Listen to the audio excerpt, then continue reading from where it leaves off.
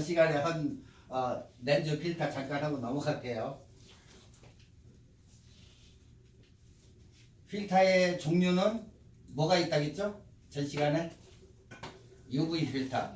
우리가 안경 뭐 쓰고 다니시는 필터 중에 UV 필터가 있는데 여기 정리해 놨으니까 한번 봐보세요. UV 필터는 껴가지고 찍을 때, 사진을 껴가지고 찍을 때 약간 화질 저하가 있어요. 어떤 사람은 빼고 찍고 뭐 다시 끼기도 하는데 약간 화질이 조금 떨어진다는 거. 넘버 2 MC 필터. 이 MC 필터는 우리가 일반적으로 얘기할 때 멀티 코팅이라고 불러요. 코팅을 렌즈에다가 코팅을 여러 번 이렇게 해가지고 쓰는데 이걸로 찍을 때는 굉장히 선명한 화질을 얻을 수 있어요. 코팅으로 해서 빛 투과성을 굉장히 높인 거예요. 그러니까 멀티 코팅이라고 생각하시면 똑같아요, 그냥. 그리고 CPL 필터가 있는데 지난번에 얘기했죠. 저기 멀리에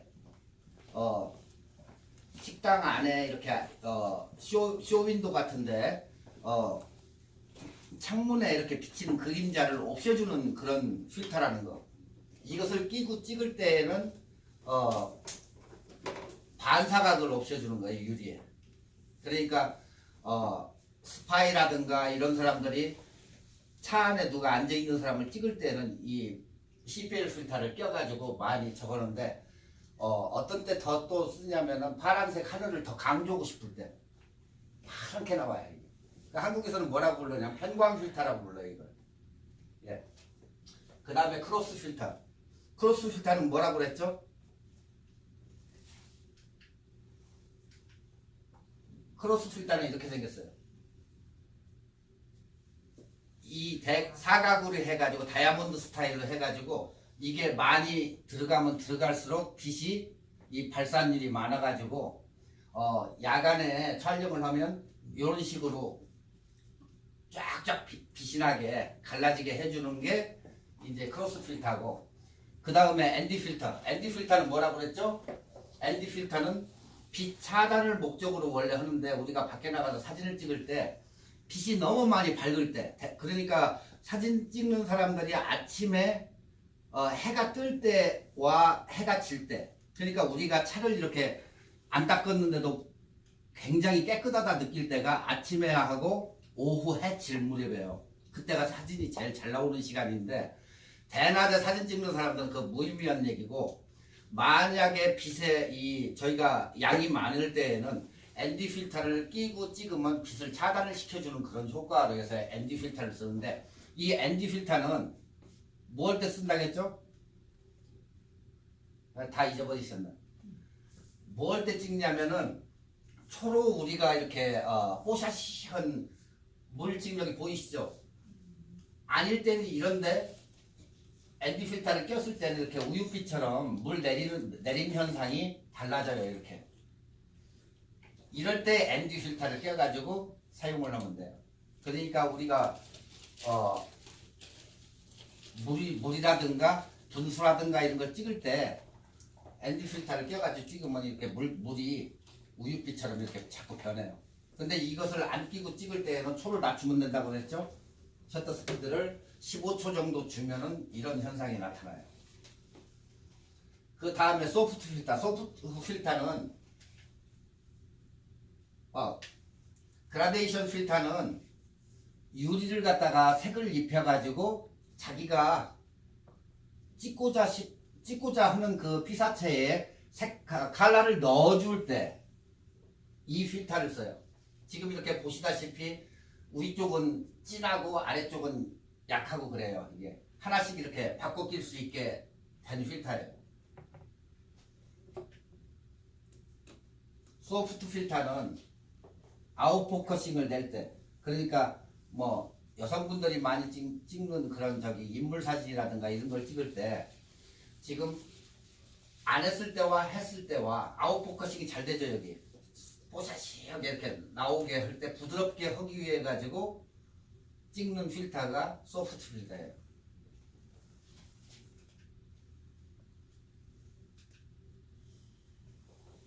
이 비교표는 이제 필터를 꼈을 때와 안 꼈을 때 이 필터와 이 필터와 칼라의 특성과 이 저거를 갖다가 교재들을 안 보시는구나. 이렇게 칼라 저기가 틀려요. 이렇게 안 꼈을 때, 꼈을 때, 안 꼈을 때, 꼈을 때, 요 차이예요 이게. 그러니까 굳이 요즘은 필터를 안 산다고 했죠. 왜 안 사느냐? 요즘은 프로그램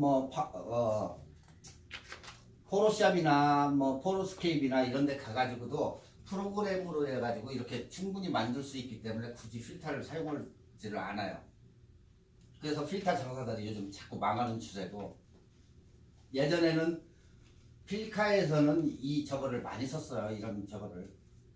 그러니까 UV 필터만 해도 한 개당 120불 정도. 이런 것은 보통 우리가 사면은 3개 PL 필터, ND 필터 해가지고 UV 필터 3개를 사는데 100불도 받고 이런 게 있어요. 근데 비싼 거나 싼 거나 별 차이가 없어요. 이런 필터도 이렇게 있다는 거.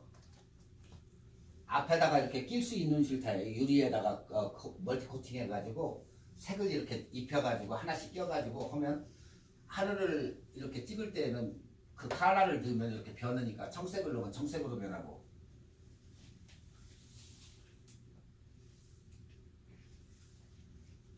전 시간에 이제 이건 얘기한 거니까 그냥 넘어갈게요.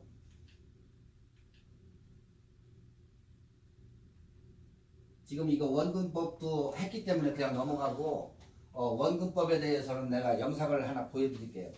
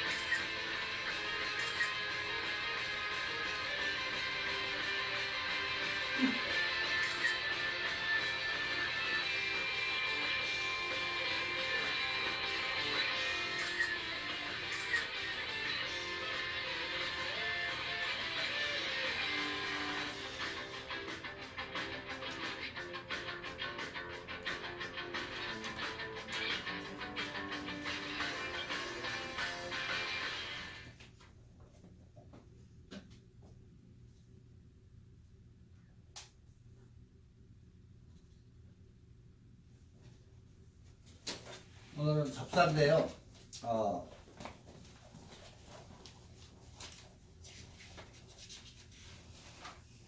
일단은 패닝 기법은 예전에 제가 얘기했죠.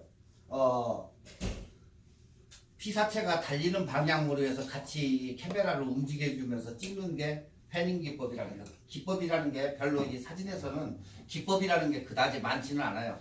자기가 생각한 대로 느낀 대로 찍는 게 사진이기 때문에 저건데, 패닝 기법은 빨리 달리는 피사체를 갖다가 같이 나도 움직여주면서 찍는 게 패닝 기법이라고 이렇게 우리가 얘기하는 그런 저거예요.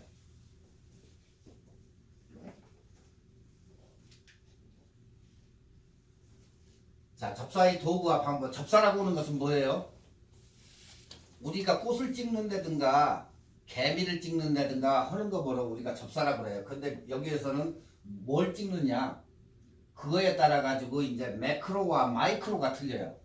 지금 매크로라는 것은 미세한 피사체를 확대해서 촬영한다. 매크로 그 현미경 같은 거 있죠.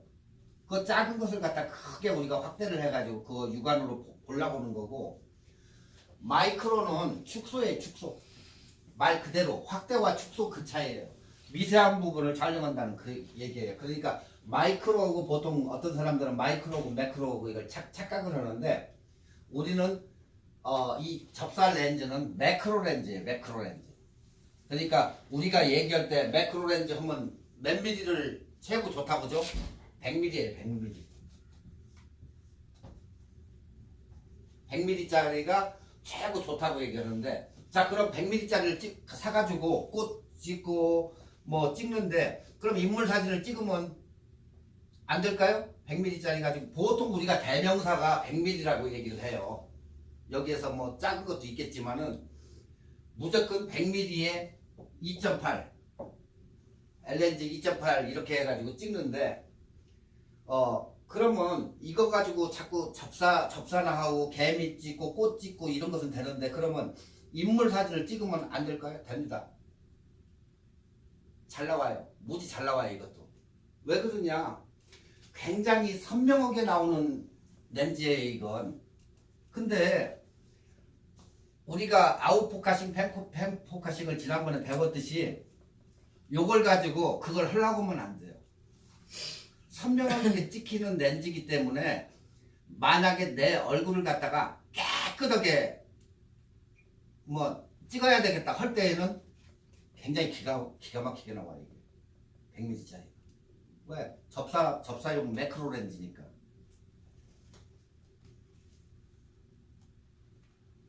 확대해서 촬영한다고 했잖아요. 그러니까 확대가 되는 거예요. 이게 사람 저거 피사체도. 그래서 안 되는 게 아니라 돼요. 이것도.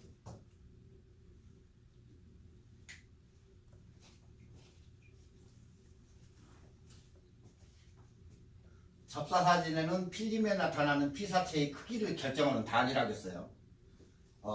일반 사진이 있고 접사, 현미경 사진. 지금 똑같은 얘기예요. 현미경 사진은 매크로가 마이크로예요. 우리가 현미경 사진을 마이크로라고 하잖아요. 8:1, 8 곱하기, 뭐 12 곱하기. 그거 올라갈수록 굉장히 비싸겠죠, 렌즈는. 똑같아요. 두 가지 이거 참고하시면 되고요. 접사의 도구와 종류가 있는데, 클로즈업 렌즈가 있어요. 클로즈업. 당겨가지고 찍을 수 있는 거. 그 다음에 이제 뭐 중간이 있고, 마이크로 렌즈가 있고. 그러니까 이것은 그냥 참고만 하세요. 뭐 이런 거 있다고 해가지고, 뭐 굳이 사람들이 렌즈 하나 끼면 그거 가지고 다 하려고 하지, 굳이 이렇게 안 해요. 어떤 것은 필터에 매크로가 돼 있어서 필터만 가지고도 당겨질 수 있는 그런 저희가 있어요. 이게.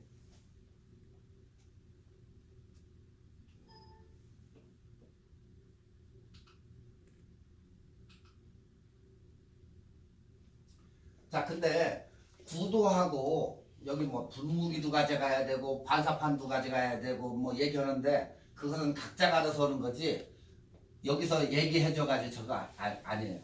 그건 그 가는 사람이 알아가지고 자기가 준비를 해가야지. 이것을 어떤 것은 가져가고 안 가져가고 사람마다 특성이 있기 때문에 다 틀려요. 자, 일단은 삼각대는 가져가야 될 거 아니에요. 삼각대가 뭐냐? 저 다리를 얘기하는 거예요. 다리. 그리고 릴리즈는 이 셔터를 갖다가 찍을 수 있게 이 줄로 한다든가 리모트 컨트롤을 해가지고 찍을 수 있게 이렇게 하는 게 릴리즈고, 그 다음에 조명기구는 우리 뭐 있어요? 아무것도 가져갈 수는 없잖아요. 요즘은 LED로 나와가지고 굉장히 밝게 저걸 할 수 있는데, 단지 우리가 얘기하는 조명기구라는 후레쉬예요. 스트로브 종류인데, 요즘은 인물 촬영을 한다든가 할 때도 이렇게 앞에다가 렌즈 앞에다가 이렇게 껴가지고 플래시해서 이렇게 연결을 해가지고 쓸 수 있어요. 밝게.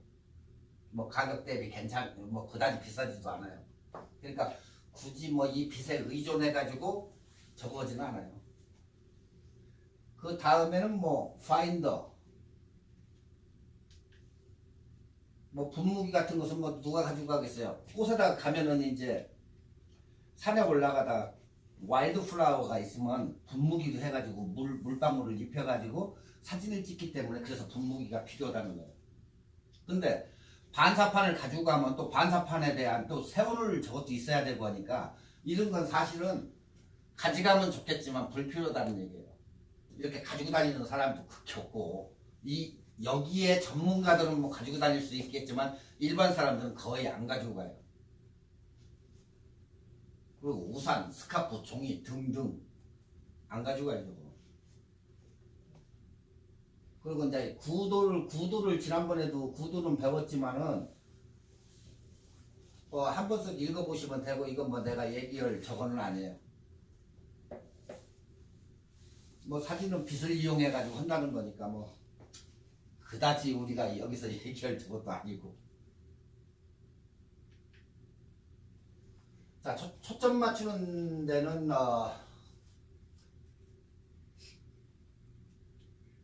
자기가 찍고자 하는 피사체의 중심 부위에다가 요즘 카메라들은 뭐 12포인트, 뭐 16포인트 해가지고 자기가 착착착착 이렇게 맞춰주는데 단지 매뉴얼에다 놨을 때에는 점선 부분 하나밖에 안 나와요.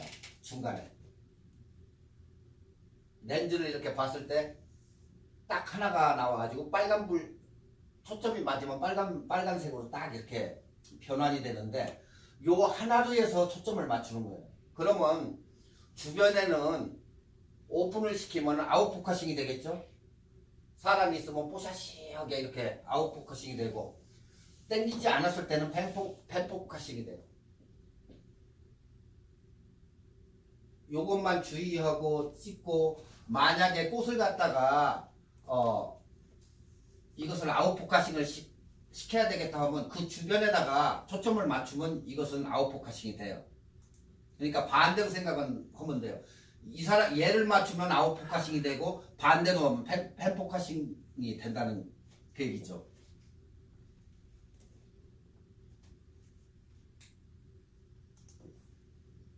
근데 이런 것을 항상 사진을 찍을 때에는 숨을 죽여가지고 손떨림 없이 찍어야 그게 정확하게 그 사진을 얻을 수 있지.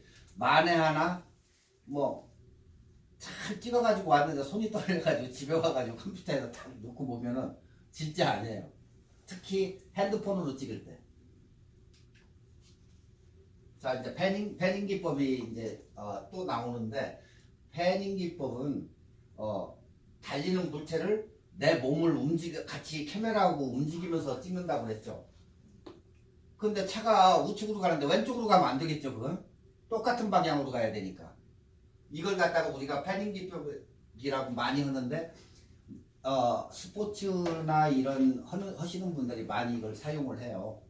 예전에는 방송국에서 어떤 거 영상으로 보여드렸는데 스포츠 뭐 법슬레이 경기 한다든가 할 때 빠르게 지나가기 때문에 그것을 따라잡기 위해서 같이 움직이면서 찍고 셔터 스피드를 느리게 해야 돼요.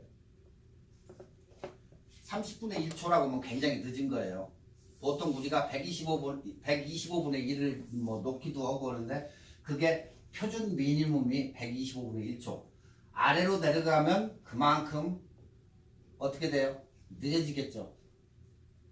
더 느려지면 뭐 5초로 내려가고 하면 철컥 이런 스타일로 돼버리니까 빠른 스피드로 할 때에는 저건데 이 패닝 기법 할 때는 셔터 스피드를 느리게 해야 돼요.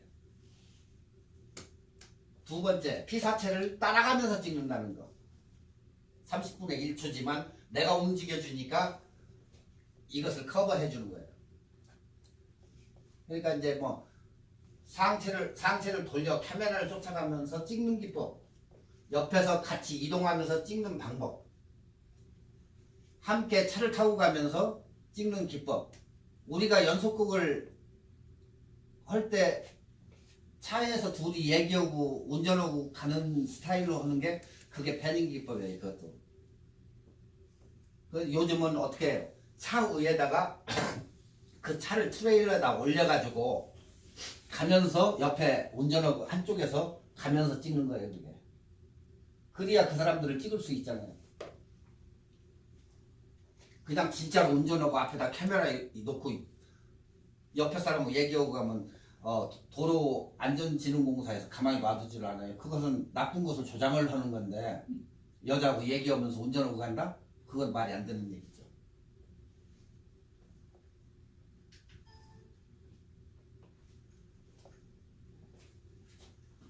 자, 접사는 이걸로 뭐 그냥 넘어가고요. 다음에는 이제 인물인데 제일 많이 찍는 게 인물이에요.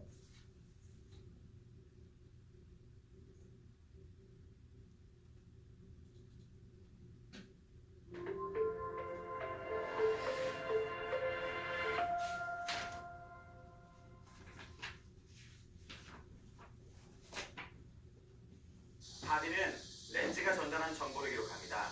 바꿔서 이야기하자면 렌즈가 전달한 것에 이상이 되는 이미지를 기록하지 못한다는 뜻입니다.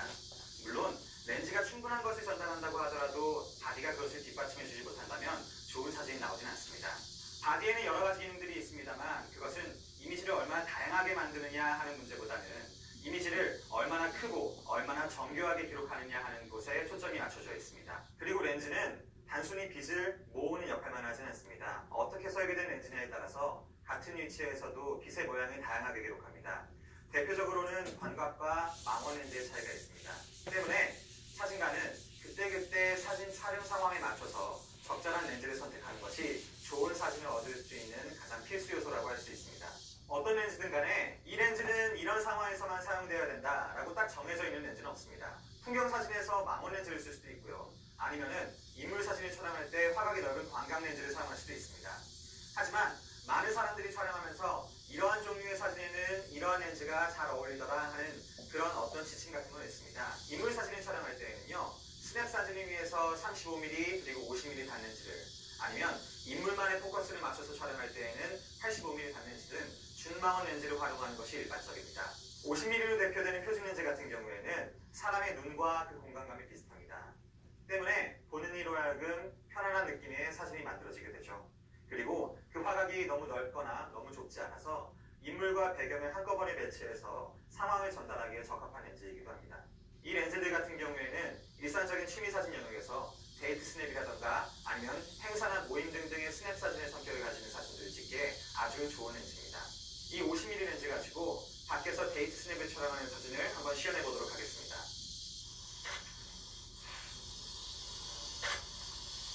50mm로 촬영한 사진은 이와 같이 너비가 과하게 넓지도 않고요. 그렇다고 해서 인물의 특정 부분을 클로즈업해서 찍지도 않습니다. 화각이 좋죠. 공간과 찍었는데 적절하게 그만한 찍는 것. 이것이 배경 화면이 50mm 나오잖아요. 렌즈의 특징이라고 볼 수 있습니다. 망원 렌즈는 초점거리가 긴 렌즈로 멀리 있는 대상을 크게 확대해서 촬영하는 특징을 갖습니다. 단지 그 특징뿐만 아니라 또 중요한 특징이 있는데요. 그것은 바로 망원 압축입니다. 가까이 있는 대상은 크게 보이고 멀리 있는 대상은 작게 보이는 이 현상을 서로 크기 차이를 줄여줘서 더 가까이 붙어있는 것처럼 보여주는 일종의 현상입니다. 이렇게 망원 압축을 통해서 찍은 사진들 같은 경우는 보다 화면이 밀도 있어 보이고 단단해 보이게 됩니다. 망원 렌즈의 또 하나의 특징이라고 하면 얕은 심도입니다. 렌즈는 광각에서 망원으로 가면 갈수록 같은 조리개 값에서도 더 얕은 심도를 만듭니다. 간단하게 설명하자면 아웃포커싱이 더 잘 된다는 얘기입니다. 하지만 또한 단점도 있습니다. 너무 장망원일 경우에요. 300mm나 400mm 같은 경우에는 모델과 촬영자 간의 거리가 과하게 멀어지게 되고 또 한 가지 조금만 움직이게 되더라도 사진이 흔들리는 등의 문제가 발생하게 됩니다. 그렇기 때문에 인물 사진에서 많이 활용하는 렌즈 같은 경우엔 85mm 렌즈가 대표적이라고 할 수가 있겠습니다. 굳이 분류하자면 준망원쯤 되겠네요. 50mm와 비교해서 85mm로 찍어보는 사진 또한 찍어보겠습니다. 85mm로 찍었을 때 어떤 이미지가 만들어지는지 한번 보도록 하겠습니다. 보시는 바와 같이 얕은 심도의 사진을 찍기가 쉽고요. 그 다음으로 인물과 배경의 거리, 즉 망원 아웃포커싱 잘 됐죠. 더해서 그 줌렌즈로 찍으면 이렇게 아웃포커싱은 잘 돼요. 그 대신 배경이 배경이 줄어들었죠. 아까 50mm 때와 85mm. 외에도 여러분들께서 사실 많이 사용하는 것은 줌렌즈들이죠. 이런 줌렌즈들 같은 경우에는 분명히 큰 장점이 있습니다. 단렌즈는 화각이 고정되어 있어서 발을 많이 움직이고 만들어낼 수 있는 이미지가 항시 장점이란 장점이긴 한데 일률적이라면 줌렌즈 같은 경우엔 같은 상황 속에서도 굉장히 다양한 이미지를 만들어낼 수 있다는 것이 큰 장점입니다. 하지만 한 가지 또 알아두셔야 할 것이 같은 급의 렌즈라면 단렌즈가 줌렌즈보다는 조금 더 성능이 좋습니다. 나는 어떤 사진을 찍을지 잘 모르고 상황에 맞춰서 여러 가지를 응용하겠다. 그렇다면 줌렌즈가 유리할 것이고요. 난 아주 구체적으로 플랜이 정해져 있고 어떤 사진을 찍을지 명확하다. 그렇다면 그 사진에 어울리는 단렌즈를 가져가시는 것이 더 좋은 방법일 것 같습니다. 보통 많이들 얘기할 때 아웃포커싱에 대해서 얘기하죠. 아웃포커싱을 인물 사진에서 얘기할 때는 보통 인물에 초점이 맞고 뒷 배경은 흐려진 사진들을 얘기합니다. 어디에는 초점이 맞고 어디서부터 초점이 나가는 것을 피사계 심도라고 합니다. 초점이 맞아 보이는 범위를 얘기하죠. 피사계 심도 같은 경우에는요, 총 3가지 요소가 심도에 개입하게 됩니다. 조리개가 밝으면 밝을수록 심도가 얕아지고요. 그리고 망원이면 망원일수록 얕아집니다. 그리고 마지막 것이 바로 여러분들께서 자주 잊으시는 건데, 같은 조리개, 같은 미리수의 렌즈라고 하더라도 대상과 더 가까이 붙어있으면 붙어있을수록 더 아웃포커싱이 많이 되게 됩니다. 지금 망원일수록 심도가 얕아지고 렌즈가 밝을수록 심도가 약해진다겠죠. 그러면 렌즈가 있으면은 망원 렌즈는 굉장히 멀리 찍는 거 아니에요. 그러니까 아웃포커싱이 무지 잘 돼요, 이건. 근데 단렌즈일 때 50mm짜리 P4를 찍을 때는 무지 잘 찍혀요, 이게. 그 대신 아웃포커싱은 자기가 알아서 해야 돼요. 50mm 찍었을 때는 아웃포커싱이 안 돼요. 근데 렌즈가 밝을수록 심도가 깊다고 하는 것은 0.4짜리가 있고 0.8짜리가 있고 이게 다 틀려요. 아래로 내려가면 내려갈수록 밝아져요, 렌즈가. 똑같아요. 아까 얘기했죠.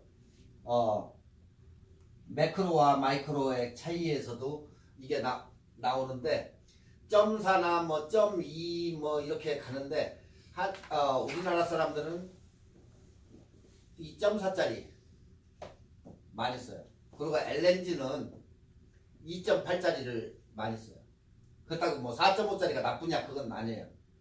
그렇지만 렌즈의 밝기를 갖다 얘기하는 거예요. 이게 렌즈의 밝기 1.2, 1.4, 1.8 해가지고. 그래서 옛날에 한국에서 렌즈 뭐 쓰냐 하면 나 점 샀어. 그때는 점 4가 굉장히 좋은 렌즈였었거든. 그래서 점 4짜리를 한국 사람들은 무지 좋아해요. 똑같은 얘기예요. 여러분들께서 사진을 촬영하실 때 뒷 배경이 중요하냐, 뒷 배경을 제시해야 되느냐, 그것을 먼저 생각해 보시고요. 인물에 조금 더 집중시키고 인물만을 부각시키고 싶다면은 얕은 피사계 심도로, 배경과 함께 인물을 보여줘야 할 때에는 깊은 피사계 심도로 배경과 함께 보여주는 것이 적절한 표현법이라고 할 수가 있습니다. 때문에 사진을 잘 촬영하기 위해서는요, 어떤 사진을 만들까에 대해서 심도 부분에 있어서도 고민해보고 실제로도 지금 이 응용할 수 부분도 있습니다. 아웃포커싱이 되고 있잖아요. 지금 아웃포커싱 잘 되고 있잖아요. 왼쪽과 같이 심도가 얕은 사진을 만들기 위해서는요, 조리개를 열면 열수록 심도가 얕아지고, 그리고 렌즈가 망원이면 망원일수록 얕아집니다. 카메라와 대상과의 이거 지난번에 다 배운 거예요. 가까워질수록 심도가 얕게 찍히게 됩니다.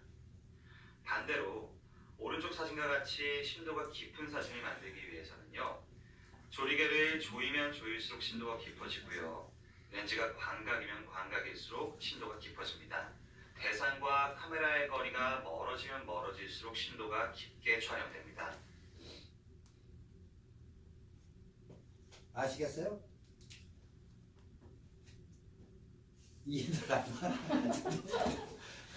근데 전 시간에 이걸 꾸준히 들어가지고 했으면은 대충 올 텐데 요것만 딱 보니까 그게 이해가 안 오는 거야, 빨리. 그래서 빼먹지 말고 와야 돼요.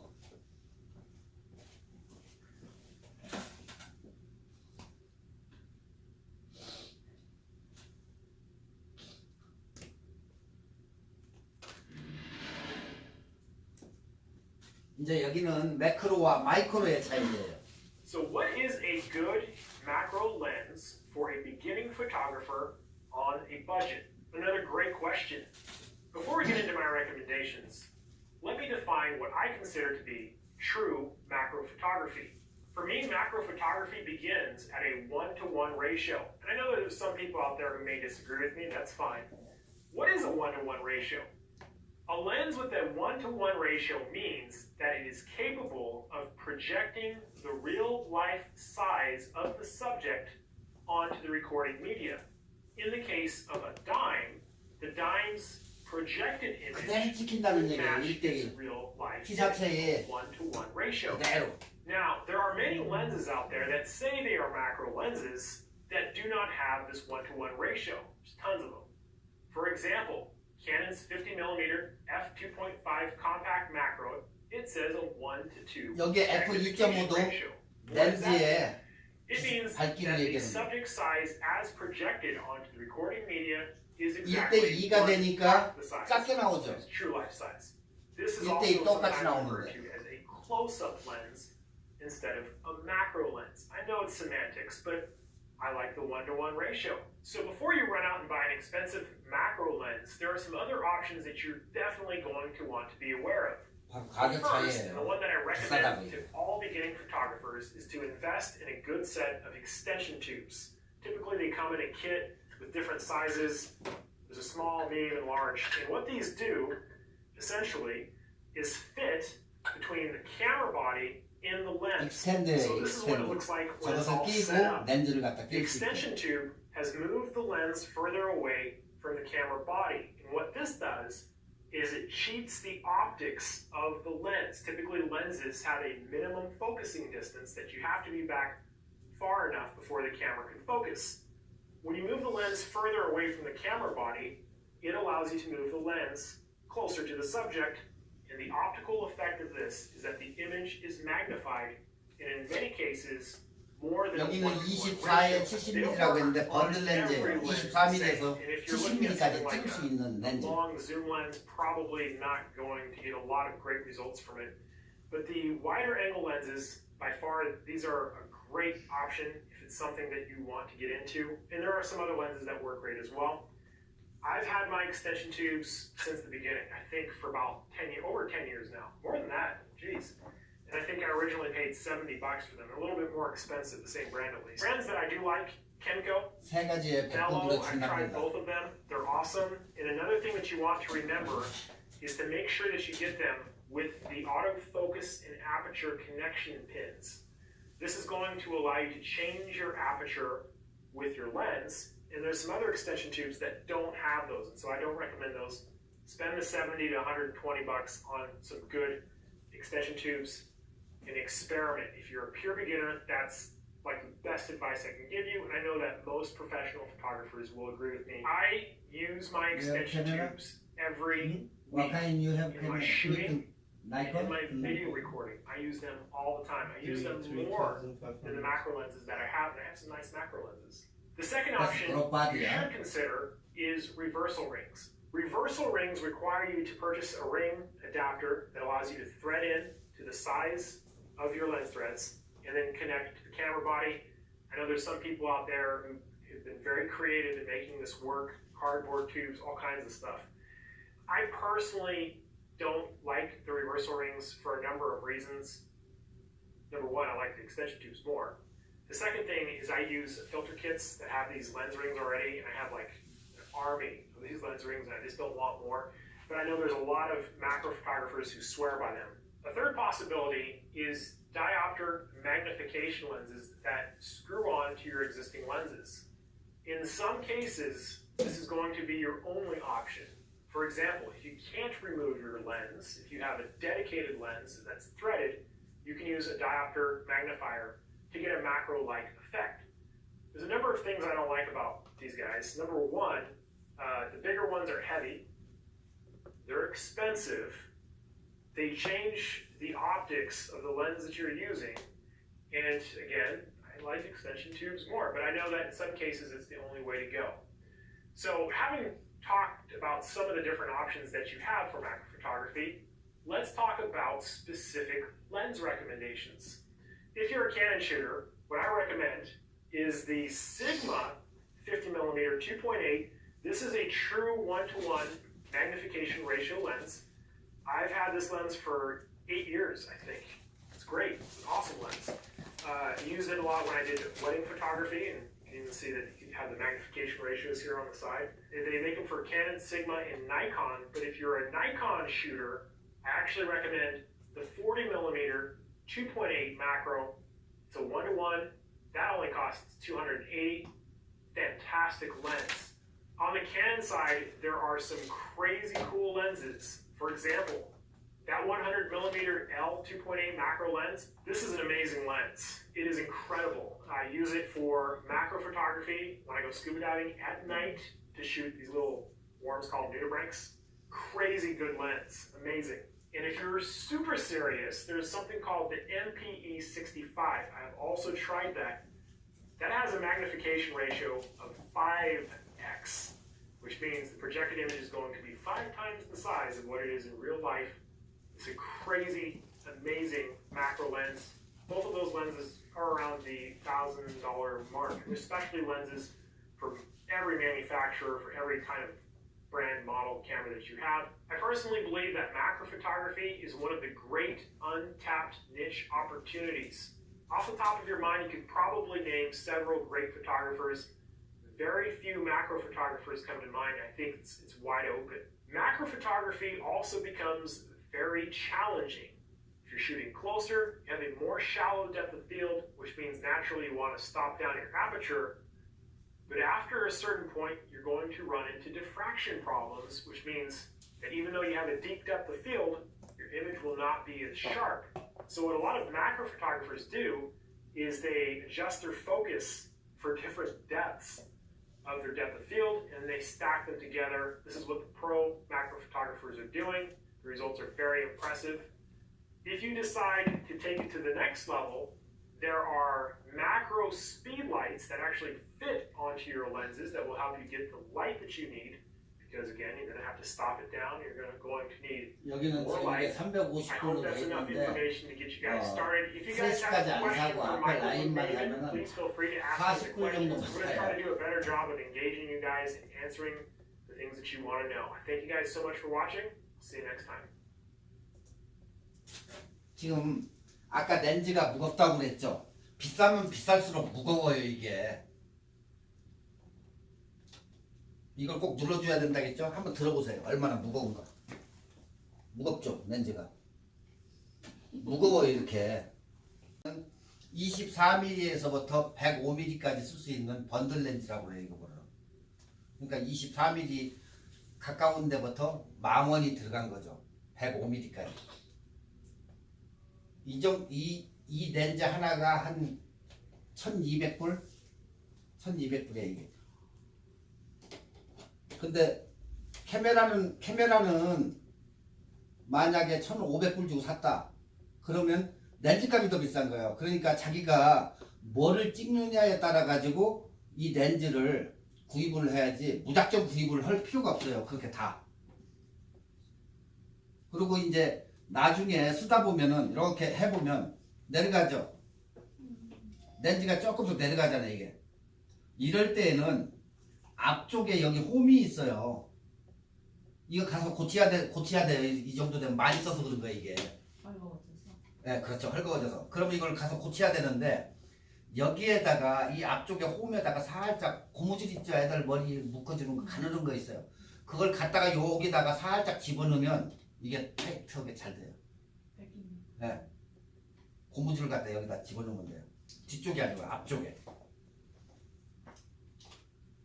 그리고 여기에도 똑같이 필터가 여기에 껴있어요 이렇게. 이게 UV 필터예요. 렌즈보다 좀 작다고 그랬죠? 네. 이렇게 해서 UV 필터가 여기 들어가는 거예요. 렌즈를 보호하기 위해서 한다고 그랬잖아요. 딴 것 때문에 하는 게 아니고 뭐 자외선 차단도 있겠지만. 그러니까 자외선하고 우리는 빛을 보면은 자외선하고 적외선을 얘기하죠. 근데 이 적외선을 자외선 이 얘기를 할 때 우리가 전기는 와트로 쓰지만 얘네는 나노미터라고 써요.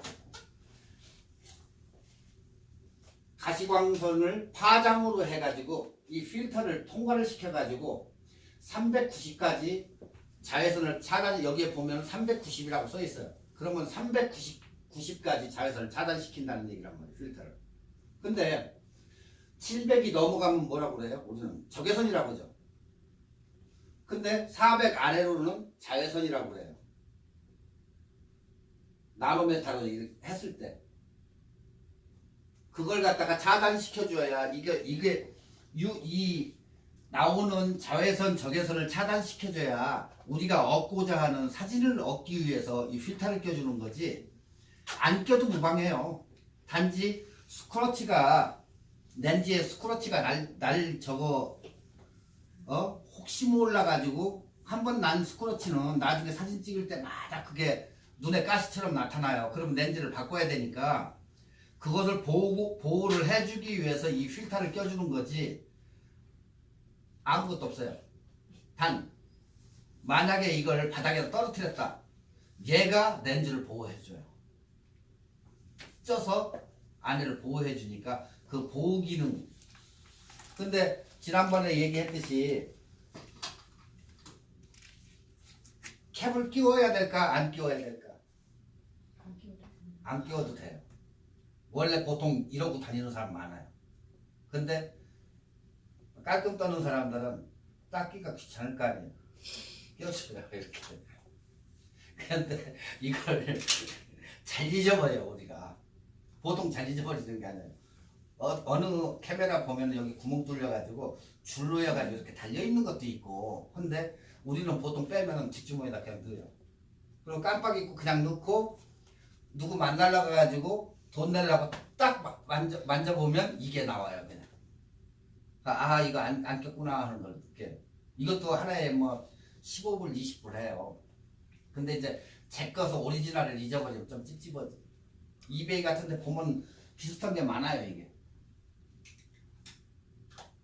그리고 이제 자꾸 내가 연습을 하라고 그러는 게 이게 빨리 자기한테 와가지고 습득이 돼야지. 아무리 얘기하고 해도 이것을 습득을 못하면 필요가 없어요. 이거 찾다가 이 결혼식이 상 줄 거 다 주고 다 끝내버리는데 언제 어떻게 해서 이걸 적어요. 그러니까 카메라를 사면 그 매뉴얼을 읽어봐가지고 빨리 자꾸 집에서 연습도 해보고 이것을 자꾸 찍어봐야지. 안 찍어보면 안 돼요. 이것도 뭐 연사를 시킬 수도 있고 보통 뭐 기자들이 많이 쓰죠. 연사로 많이 착착 찍을 때 여기에 보면 옵션에 따라 가지고 그게 돼요. 지금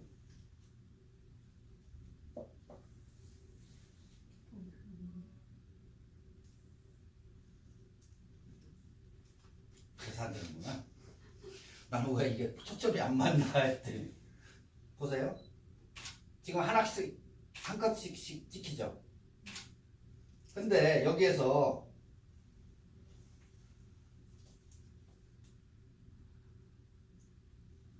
연사로 놨어요 지금. 봐요? 들리죠? 소리가. 그러면 저번에 뭐라고 그랬어요? 사진을 못 찍는데 자꾸 찍어달라고 누구 하잖아요. 그러면 연사를 놓고 가가지고 이렇게 놓고 찍잖아요. 그러면 두 번째, 세 번째 커트에서 제대로 된 사진이 걸려요 이게. 첫 번째, 두 번째는 틀려도. 그러니까 그걸 걱정할 필요는 없다는 거예요. 그리고 이 옵션에 가서 첫 번째 컷은 밝게, 두 번째는 미디움으로 그냥 내길로로 나오게, 그리고 하나는 검게 나오게 옵션이 있어요. 그게 한 번 찍을 때마다 세 컷씩 찍을 수 있게. 그 차이에요. 그러니까 뭐 우리 딸이나 우리 애가 상을 오늘 받는다 할 때는 연사에다 놓고 갖다가 그냥 눌러 제끼면 그 중에서 잘 나오는 게 있어요. 이렇게 가가지고 계속 들고 있으면 골프를 만약에 친다 할 때 샷을 딱 날리는데 착착착착 찍어지는 게 바로 이거란 말이에요. 36장 뭐 이런 식으로. 그러면 그 사람의 스윙 동작이 찍힌다는 거예요. 이게 나중에 버스를 한 대 대절을 해가지고 다들 데리고 한번 나가던 거야지. 저 비샵은 너무 멀어. 근데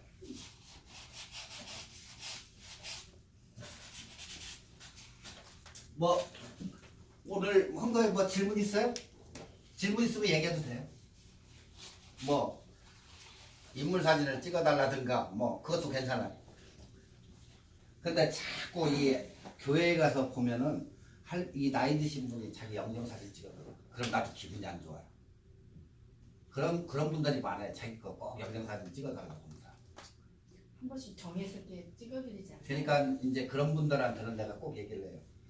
지금 오늘만 찍지 말고 올 때마다 교회 오는 사람들은 깨끗이 차려입고 오잖아요. 올 때마다 찍으라는 거예요. 올 때마다 그럼 찍어달라고 해서.